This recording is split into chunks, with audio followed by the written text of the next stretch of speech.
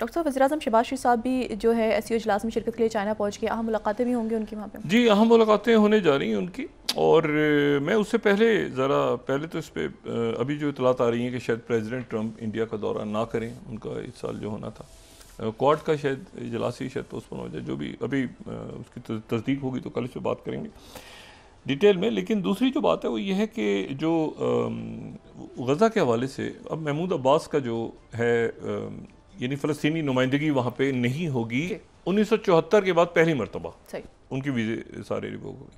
Israel अंदर जाएगा, नहीं जा रहा है, जाना है नहीं जाना, जाना है नहीं जाना, उसमें इसराइल फंसा हुआ है। और उसके साथ ही मैंने आपसे बात पहले भी की थी और मैं दोबारा इस बात को दोहरा रहा हूँ कि अरब ममालिक जो हैं अब वो इसराइल उनके यानी इसराइल सबसे बड़ा अपना दुश्मन जो है अरब ममालिक को समझ रहा है, या आप समझ लें कि टर्की को समझ रहा है। और जो है वो अब वो ये देख रहा है कि ये सऊदी अरेबिया और लेबनान और सीरिया और यहाँ पे सारे और इजिप्ट और ये सारे मुल्क जो हैं अब किस तरह से रिएक्ट करते हैं, क्योंकि इसराइल भी एक बहुत ज़्यादा आलमी सतह पे भी और वैसे भी वो ये नहीं होता है ना कि आपकी फ़ौजी आपके पास कितनी सलाहियतें हैं और कहाँ तक आप जा सकते हैं। यमन के वज़ीर आज़म जो हैं उनको उन्होंने निशाना बनाया है अपनी कैबिनेट के साथ, उनकी कैबिनेट को भी निशाना बनाया है और उनको भी साथ उन्होंने जो है वो निशाना बनाया है सालिम अल बुरैक को। और सालिम अल बुरैक जो हैं वो भी वो और उनकी साथ उनकी जो काबीना के जो लोग थे वो भी इस साथ उनके जो है वो चले गए। लेकिन इसमें एक बात सिर्फ ये ज़हन में रखें कि जो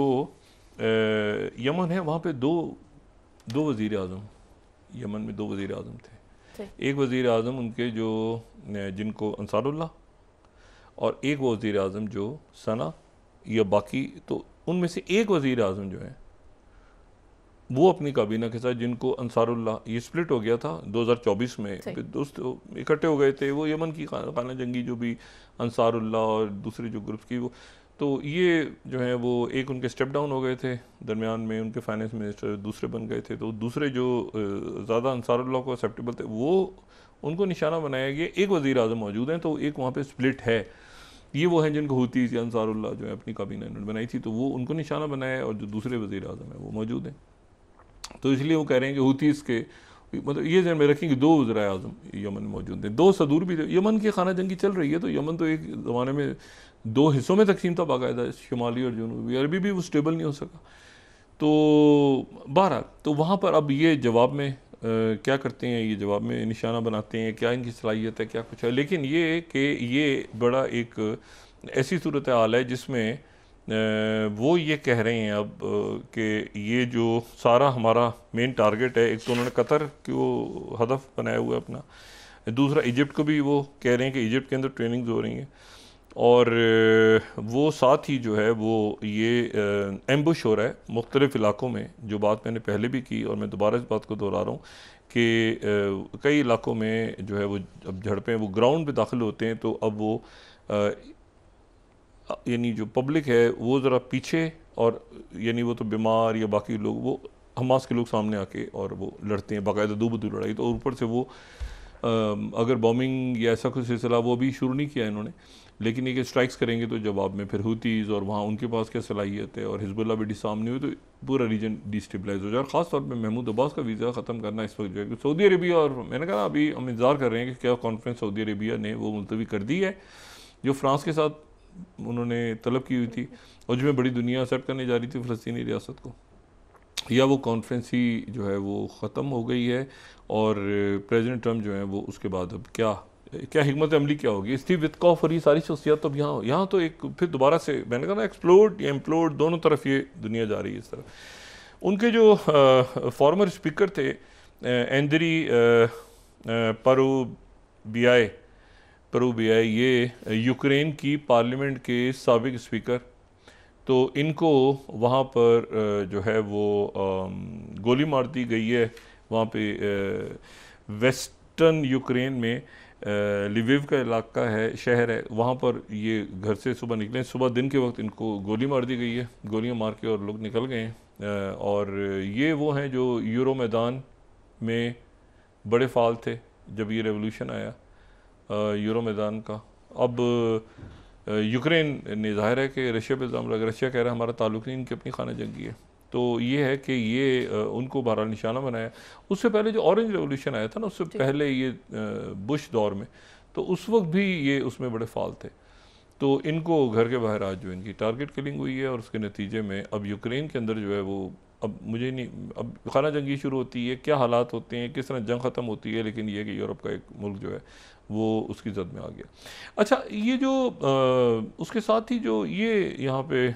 SU कॉन्फ्रेंस रहनुमा सारे पहुँच गए हैं वहाँ पे,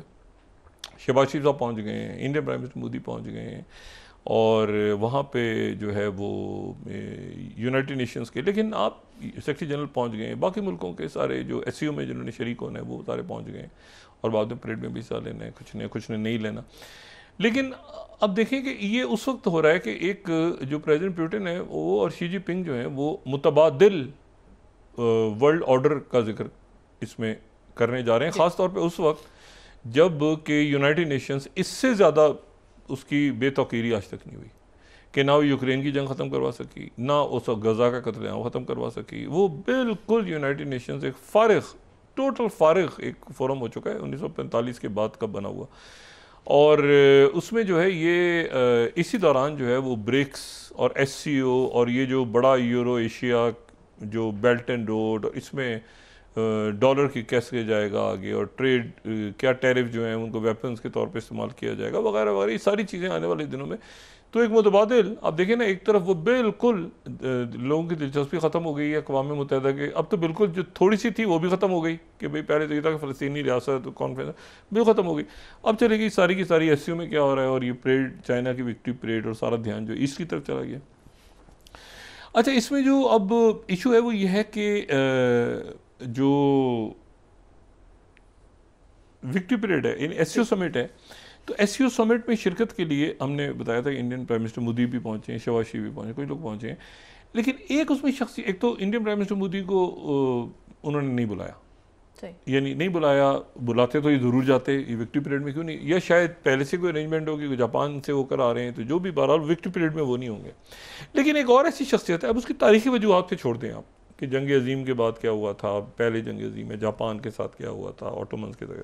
वो SCO में वो शरीक हो रहे हैं, वो भी जो है शायद परेड में शरीक हो, शायद ना हो, और वो हैं रजब तैयब एर्दोगन। हो सकता है परेड में शरीक हो सकता है परेड में शरीक ना हो, लेकिन वो बहरहाल बीजिंग की SCO में ज़रूर शरीक हो रहे हैं। और वो जो है उनका, ये तुर्की का बड़ा कलीदी किरदार है ना इस वक्त, वो नेटो के मेंबर हैं, वो साथ ये पूरा जो यूक्रेन और ये पूरी जो पॉलिसी ब्लैक सी के हवाले से पूरा ये उन मामलात को भी तुर्किया देख रहा है डिप्लोमेटिकली, और वो डायलॉग भी करवा रहा है यूक्रेन के और रशिया के दरमियान, अरब ममालिक भी करवा रहे हैं, लेकिन वो सारी जो जंग है वो पस मंज़र में चलेगी। इस वक्त जो है वो गज़ा और फ़लस्तीन सामने आ गई है कि भाई महमूद अब्बास को, अच्छा उन्होंने वो उनकी अपनी स्पेस वगैरह, एयर स्पेस वगैरह बंद की हुई है इसराइल की। असल मामला ये है कि ये फ़ौज दाखिल होती है, 8वीं दफ़ा ये नहीं दाखिल होती। पहली दफ़ा हमास के लोग कह रहे हैं कि आ जाओ हम यरगमाल बनाएंगे, हम मारेंगे नहीं, अब हम यरगमाल बनाएंगे। ऑलरेडी उनके वो कह रहे हैं हमारे पास कुछ लोग इनके यरगमाली हैं।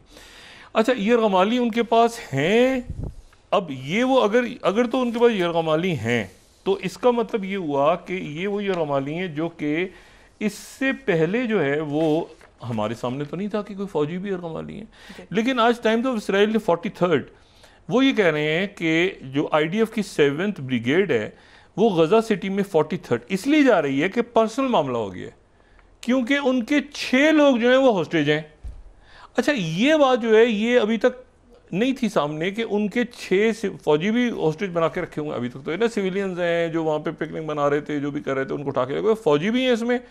तो ये जो है ये एक नई चीज़ है कि उनके पास उनके फौजी भी हैं। और ये जो अब बात है कि वहाँ पर क्या वो जाते हैं नहीं जाते, अंदर जाते हैं तो क्या सूरत हाल डेवलप होती है, और अंदर जाने के बाद जो है वो कितनी ज़्यादा अरब ममालिक जो हैं वो ख़ुद खुल के सामने आते हैं, या अरब ममालिक जो हैं वो इसराइल ये भी देख रहा है कि अरब ममालिक जो हैं वो ऐसा तो नहीं कि ये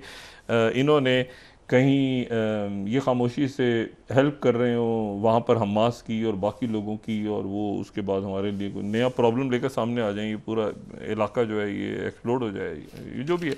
लेकिन ये है कि वो बहरहाल अंदर भी घुसे नहीं, लेकिन उससे पहले ही हमास के लोग जो हैं। अच्छा, ये जो परेड हो रही है ना 3 तारीख को,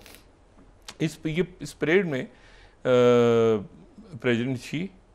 चाइना के प्रीमियर शी और उनके 7 गालिबन जो अगली सीट है, जो गेस्ट ऑफ ऑनर हैं इस पूरी तकरीब के, वो हैं, ये चाइना में हो रही है ना, चाइना की विक्ट्री परेड, इसके जो गेस्ट ऑफ ऑनर हैं वो प्रेसिडेंट पुतिन है।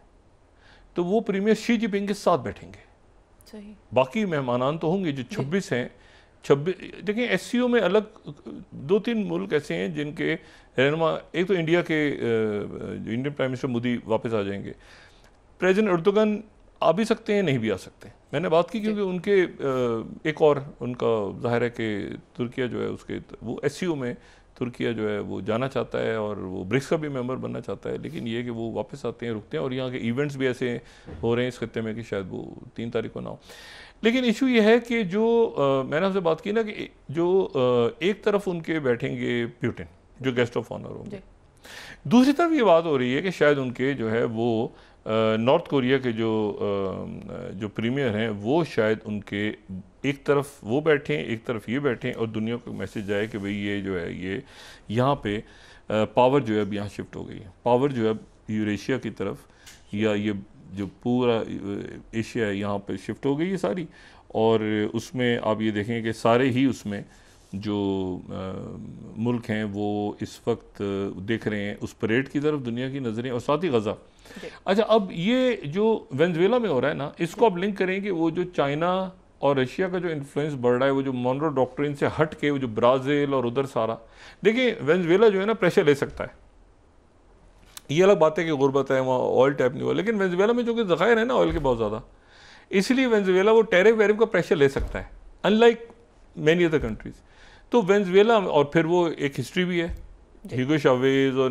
मेदोरो की और इसकी, तो ये वॉरशिप्स क्या सिर्फ घेरने जा रहे हैं या बाकायदा कोई जंग होगी? पहुंच तो रहे हैं आगे, आहिस्ता आहिस्ता आहिस्ता चलते हुए, आहिस्ता आहिस्ता तैरते हुए जो है वो। लेकिन ये कि क्या वेनेजुएला पे बाकायदा जंग छेड़ेंगे या जंग नहीं छेड़ेंगे, और एक सिर्फ प्रेशर वहाँ पे हो रहा है। लेकिन ये कि वेनेजुएला की तरफ जाते हुए वो ये मोनो डॉक्ट्रिन ज़रूर याद आती है, जिसमें ये था कि ये जो आधी दुनिया है ये जो है ये वेस्टर्न हेमिस्फीयर होगा, और 200 साल पुराना होगा, ये तो डिस्कस कर चुके हैं, तो उसकी भी बात हो रही है। तो ये अगले 3-4 दिनों में सबसे इम्पॉर्टेंट जो बात है वो ये है कि गज़ा के हवाले से क्या फ़ैसला होता है। गज़ा के हवाले से क्या फ़ैसला होता है। प्रेसिडेंट ट्रम्प अचानक जो है वो ये सारे मामला से पीछे क्यों हट गए, ख़ासतौर पर स्टीव विटकॉफ, जो उनकी पूरी टीम जो बहुत फ़ाल थी, ये मिनट टू मिनट बेसिस पे गज़ा की जंगबंदी को डिस्कस कर रहे थे, ये अचानक पीछे क्यों हटे, और अचानक जब पीछे हट गए हैं तो उसके बाद इसराइल को अगर इन्होंने कहा है कि हफ्ते 2 हफ्ते के अंदर ये मामला ख़त्म हो जाएंगे, लेकिन जो इसराइल के अंदर जो इस वक्त ये बात उनकी जो रिपोर्ट्स हैं वो ये हैं कि यहाँ पर मगरबी किनारे में भी और जो गज़ा है वहाँ पर वो जो कहते हैं बगावत हो रही है, बगावत है, वो बगावत नहीं हो रही। उनके पास ये रिपोर्ट्स हैं, फ़ौज तो उनकी कह रही है ना कि नहीं करो नहीं करो नहीं करो, ऐसा नहीं कि वो नहीं करना, इसलिए वो कह रहे हैं कि अंदर इतनी मुज़ाहमत हो सकती है इस दफ़ा कि शायद वो पहले ना हो। और ये टैक्टिकल पॉजेज़ जो हटाने की खबर थी ये उनके पास पहले से पहुँच चुकी थी कई हफ्ते पहले ही कि ये हम इसराइल कर सकता है, तो इसलिए वो तैयार है हमास। अब कितने तैयार हैं, क्या होता है, अल्लाह से दुआ है कि पाकिस्तान से भी अच्छी खबरें हैं जो हम रोज़ बात करते हैं कि ये आफतें जल्दी टरें और इनके एक लॉन्ग टर्म हम कॉजेज़ को ढूंढें और तलाश करें और फिर इससे निकलें मैनमेड क्राइसिस से। और दूसरा ये कि ख़ित्ते से और दुनिया से भी अच्छी खबरें हैं जहाँ पे बहुत ज़्यादा इंसानी खून बह रहा है, इंसानी जानें जा रही हैं।